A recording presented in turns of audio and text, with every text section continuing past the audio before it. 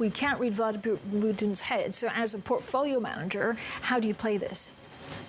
Well, I think clearly it's a significant risk, and it's one where the uncertainty is elevated, not just on whether there'll actually be an invasion, but what the Western response to that would be, and then the impact on energy prices.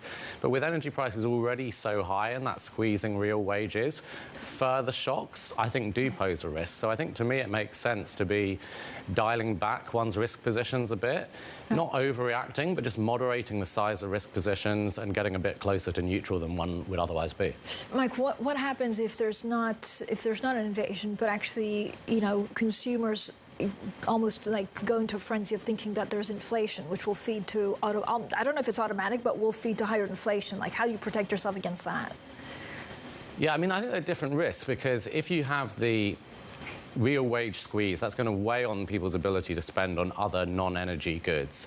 And then eventually that would moderate the inflation pressure and have different implications. Whereas if it starts to feed through into a wage price spiral, which is what everyone's really concerned about, that's obviously the worst case scenario, where you get high inflation and you've got this hit from energy prices.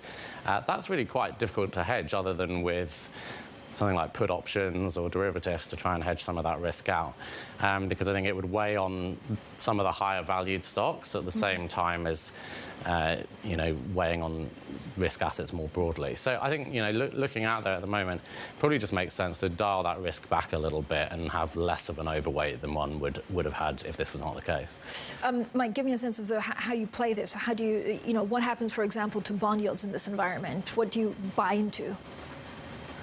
Yeah, it's very hard to say, frankly. I mean, with bond yields, obviously higher inflation, all else equal, you would think if you get that wage price spiral, then it leads to central banks putting rates up further. But I do think the risk for those higher oil prices is that it's going to weigh on growth, because it's essentially a tax on the consumer.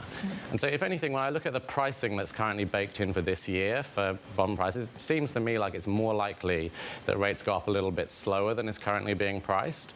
I think eventually rates are going to rise further than is being priced, unless this ends up causing a significant hit to growth.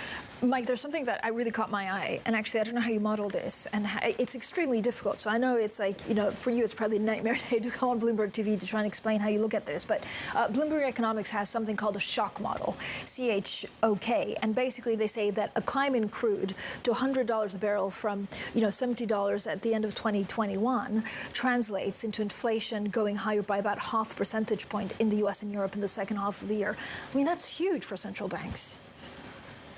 Yeah, I guess it comes down to how persistent it is, which is, what we've been talking about for over a year now. But it comes down to me to the fact that you can't avoid this, right? Obviously, in the long run, it'd be great for people to be able to switch away from fossil fuels. But at the moment, people don't have that option in a very sort of quick way. And therefore, it is going to reduce the amount that people have to spend on other things. Now, particularly in the US, they've still got pretty elevated savings. Our data suggests that household deposits are still about 80% higher than they were pre-pandemic. So it's probably not going to cause a recession, but it does mean that they've got less money to spend on fun stuff than they otherwise would do.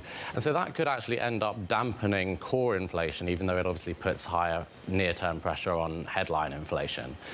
But it is very hard to read.